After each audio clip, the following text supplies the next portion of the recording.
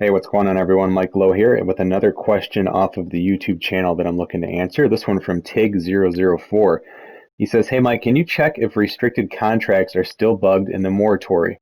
To explain, if I have a restricted free agent and offer him a 5-year deal on the first day which he accepts, will he still be able to be stolen or bugged into a 1-year deal that I still need to qualify?"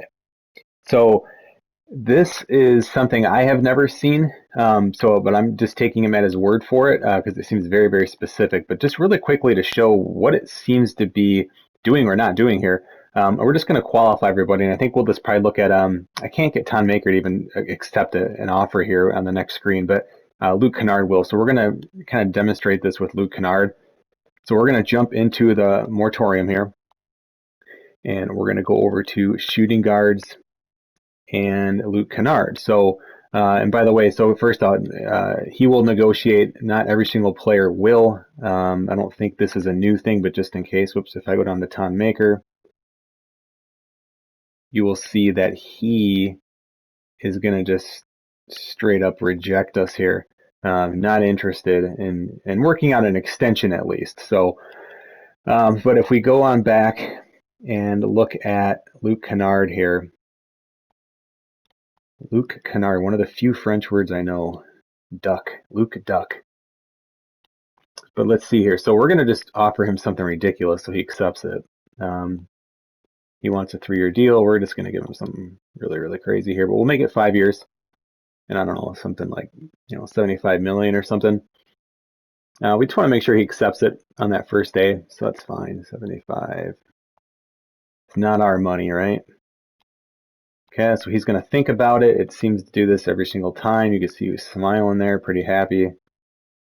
So here on the recap screen, we can see that he has agreed, and this is exactly what TIG004 was talking about. So he's agreed to it, and I think what he's saying is that suddenly this guy will become available again.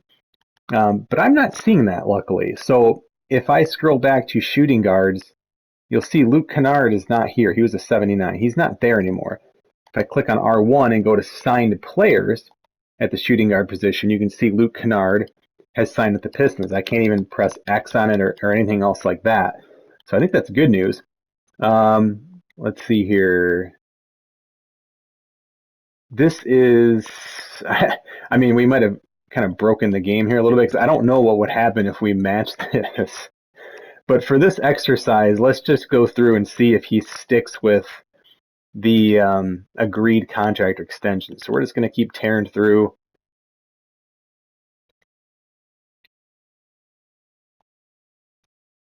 And let's see what's happening here. So day one of free agency,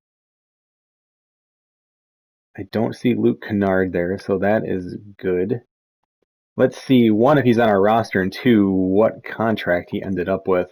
So Luke Kennard's there, and he did sign that qualifying offer. And so, again, I don't know the dynamics of exactly how the NBA handles that, but he did not sign the humongous extension, even though he agreed to it.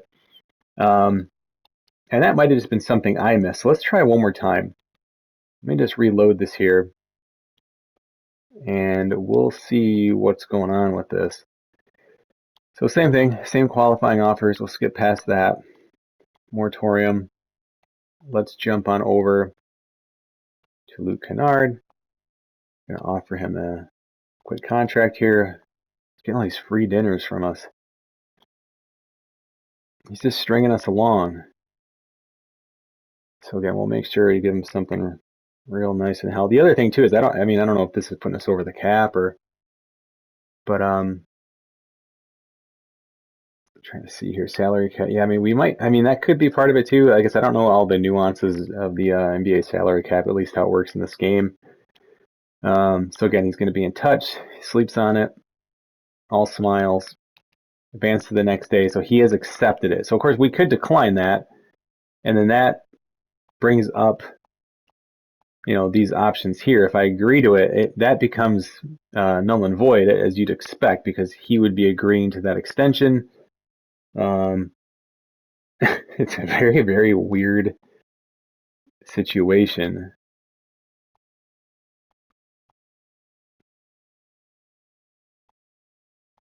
And I'm not quite sure. But again, let's advance. This is what we did last time. We advanced. We'll see that Luke Kennard somewhere has signed. And so this is showing, though, I guess that's his current salary. Right, so that's showing the right thing.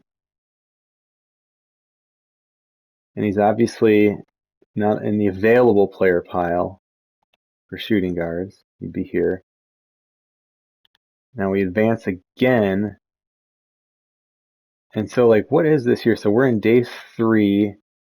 And he can't technically sign it yet. So I think that's where, this moratorium is what it is, right? It's kind of a holding period. And so he can't technically sign this yet. So, I mean, I could still go in and kind of mess around with these, if the team wanted.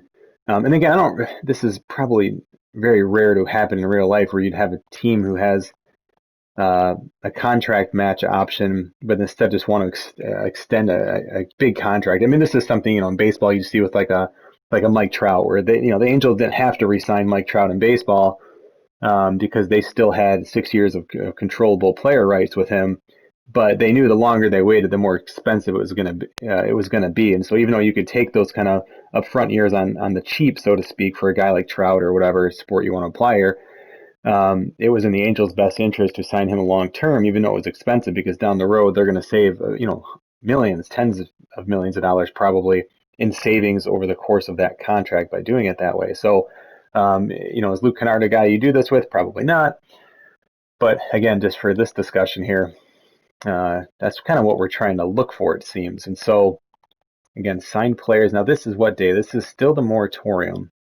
So it should not be any different, right? He's still there. And see, now the offer has changed on this day. The offer has changed to that option year. And I don't think that's a broken thing, at least what I'm seeing. I mean, if anything, it kind of prevents you from making a terrible decision. Because now I don't have these options. He's on here twice.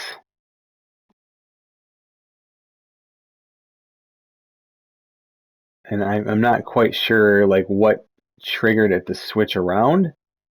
So again, I don't know if there's an exact answer to this, but again, he has signed. At least we can answer that, Tig's question. He's not just getting offers from other teams. He's not getting stolen away. He's just signing really the contract he should sign. And so, to me, this seems to make a lot of sense. And again, I hope this is what Tig and anyone else who's curious to see how next gen, again, this is on next gen PS5 here. This is just with one patch so far in the game. This is actually the night before the NBA draft. So even the roster is a little outdated by the time some of you are going to see this. So, but anyway, that's the gist. If you do have questions or other things you want me to check on, I'm happy to do so. I'm on Twitter at Michaelo47. Sometimes that's the best way to get a hold of me there. Otherwise, you can leave replies here on the YouTube channel, same thing, and it should ping me for the most part. But I appreciate you guys checking this out. If it helped you, give it a like, give it a subscribe. I super appreciate that. And keeping franchise modes alive, that's something I am personally fighting for here. So love these modes, and I encourage you all to check these modes out because they're a ton of fun if you haven't. This is where all the modes started. So, or all these games have started with modes like this. So if they're new to you, check them out. They're a lot of fun. So again, thanks everybody.